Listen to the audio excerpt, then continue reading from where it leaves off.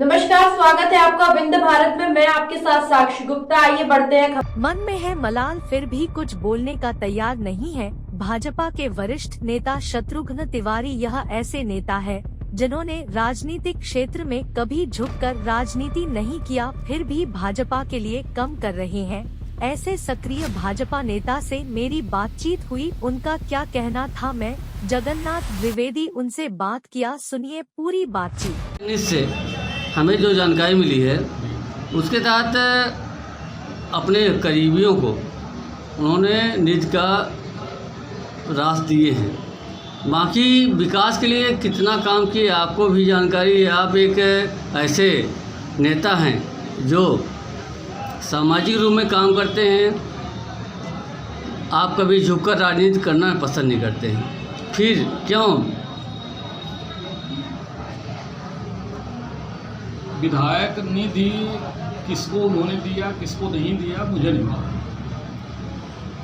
ये जानकारी तो जो संबंधित इससे होंगे वही दे पाएंगे। लेकिन जहाँ तक रहा सार्वजनिक विकास का, तो सार्वजनिक विकास के काम पूरे विधानसभा क्षेत्र में सड़कों का निर्माण, शैक्षणिक संस्थाओं का निर्माण, स्वास्थ्य व्यवस्था में सुधार, ये बातें तो दिख रही हैं। अभी मुख्यमंत्री जी ने यहाँ मेडिकल कॉलेज जैसी बड़ी सौगात दी है, तो कहीं न कहीं उसका श्रेय तो जो यहाँ का विधायक होगा उसको मिलेगा।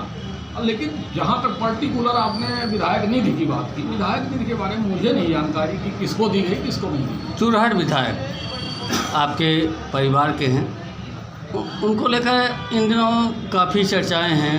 उनके ऊपर आरोप भी, प्रत्यारोप भी लग रहा है। क्या लगता है कि भाजपा तो उन्हें टिकट देगी तो क्या विजय हासिल हो सकती है? अब भारतीय जनता पार्टी टिकट देगी कि नहीं देगी, ये तो भारतीय जनता पार्टी की जो जिम्मेवार है इस मामले में वो बता सकते हैं।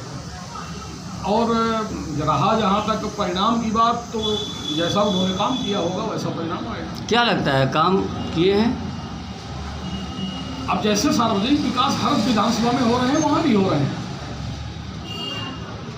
कुल मिलाकर आप भाजपा जिलाध्यक्ष सहित पूरे विधानसभा में पार्टी के लिए हित के काम कर रहे हैं, हित की बात कर रहे हैं, लेकिन मन में मलाल है आपके पर, वह उद्गार नहीं कर रहे हैं। मेरे मन में कोई मलाल नहीं है। अब मेरे मन में मलाल जब रहता है तो मैं व्यक्त कर देता हूँ, मैं छुपाने वाले में से नहीं हूँ। और पार्टी से संबंधित जो बातें हैं वो पार्टी फोरम पर मैं उठाता रहता हूँ, और जब अवसर मिलेगा तो फिर उठाऊँगा। आप राजनीतिक क्षेत्र में बहुत दिनों से जुड़े हैं, और मुझे जहाँ तक मालूम है कि पूर्व सांसद, पूर्व मंत्री स्वर्गीय जगन्नाथ सिंह जी के आप बहुत करीबी रहे हैं। आज पार्टी में आपको कोई विशेष महत्व नहीं दिया गया, तो भी आप पार्टी के लिए काम कर रहे हैं। क्या घुटन महसूस करते हैं? नहीं, बिल्कुल घुटन महसूस नहीं करते हैं। भारतीय जनता पार्टी बहुत बड़ा राजनीतिक दल है, और समय समय पर लोगों को जिम्मेवारियों का बंटवारा होता रहता है। आज हो सकता है कोई नए लोग जिम्मेवारी पर हों, इसके पहले हम लोग रहा करते थे। तो इस संबंध में ना मुझे कोई शिकायत है, ना शिकवा है, और ना मैं घुटन महसूस करता हूँ। और मैं भारतीय जनता पार्टी का कार्यकर्ता हूँ, और कार्यकर्ता से बड़ा कुछ नहीं होता। सीधी विधानसभा में एक घटना हुई थी, वह विधानसभा चुनाव तो लगातार लगी रहेगी, पेशाब कांड। इसमें किसे दोषी मानते हैं? वो दो शराबियों का प्रकरण था, उसमें न पार्टी का कोई लेना देना है न किसी और का।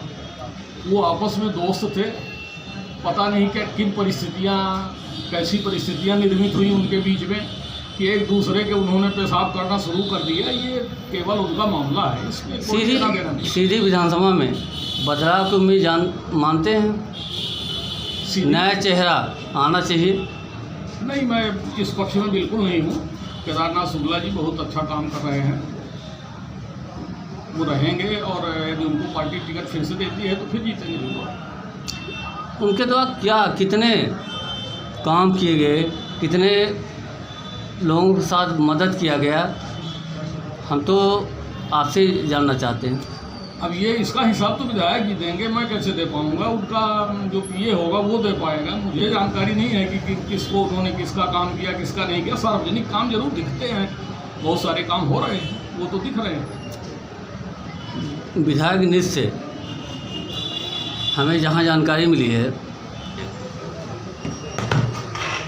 एक कमेटी गठित हुई थी जिसमें राहुल भैया की उपेक्षा हुई थी। कमलेश्वर पटेल जी को महत्व दिया गया। शिकवा के बाद फिर राहुल भैया को कमेटी में शामिल किया गया। क्या कहेंगे?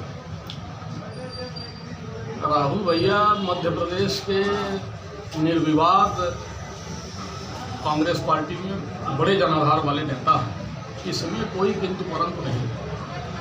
और किन्हीं कारणों बस हो सकता है पार्टी से भूल हुई हो, पहले उनको स्क्रीनिंग कमेटी में नहीं रखा गया था और पार्टी ने भूल सुधार करते हुए उनको फिर से शामिल किया है। तो इसमें कोई ऐसी बात नहीं है। और राहुल भैया को तो स्क्रीनिंग कमेटी में रहना ही चाहिए। मेरा जहाँ व्यक्तिगत मत है, हालांकि मैं भारतीय जनता पार्टी में हूँ, मुझे कांग्रेस को सलाह देने का कोई हक नहीं है, लेकिन जो राहुल भैया का कद है, जो उनका प्रदेश में लोकप्रियता है, उसके आधार पर उनको रहना चाहिए। एक बड़ा मामला था उप तहसील चोरहट पटपरा। इसके लिए भूमि पूजन की तारीख 10 माह पहले तय हुई थी। टेंट पंडाल लग गया था। सत्येंद्र तिवारी जी विधायक हैं, उन्होंने टेंट पंडाल हटवा के आज तक भूमि पूजन नहीं किया, बल्कि यहाँ तक कार्यकर्ताओं को कहा चोर लफंगे उचंगे आपराधिक लोग हमारे खिलाफ बोलते हैं। क्या यह बयान उनका जायज़ था? यदि कार्यकर्ताओं के लिए कहा गया है ये बात, तो निश्चित रूप से ये बात बिल्कुल उचित नहीं। यदि कार्यकर्ता के लिए कहा गया, यदि किन्हीं दूसरे लोगों के कार्यकर्ताओं के लिए ये कहा गया, कार्यकर्ताओं के लिए यदि कहा गया, मुझे नहीं मालूम कि उन्होंने किसके लिए कहा। यदि कार्यकर्ताओं के लिए कहा गया तो भारतीय जनता पार्टी में कोई भी कार्यकर्ता ऐसा नहीं है। और जहाँ तक रहा पटपरा उप तहसील के निर्माण की भवन की बात और उसमें विवाद होने की बात, तो वहाँ के जिला पंचायत सदस्य और बहुत सारे कार्यकर्ता मेरे पास आए थे और मैंने उनको कहा कि आप लोग संघर्ष करिए, पटपरा उप तहसील का भवन जहाँ पर उचित है वहीं बनेगा। और निश्चित रूप से चाहे आज बने चाहे कल बने, पटपरा का जो उप तहसील का भवन है वो पटपरा में ही बनेगा। बड़ी बात है, चुरहट तहसील सहित कई भ्रष्टाचार की शिकायतें भी आ चुकी हैं। रिश्वतखोर लोकायुक्त की कई टीमें आई हैं।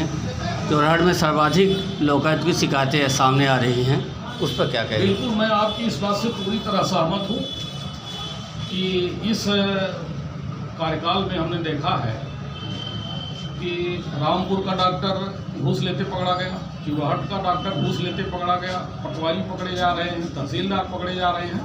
तो पकड़े जा रहे हैं इसका मतलब वो घूस ले रहे हैं, और घूस ले रहे हैं तो भ्रष्टाचार हो रहा है, और भ्रष्टाचार हो रहा है तो उससे आम जनता पिस रही है।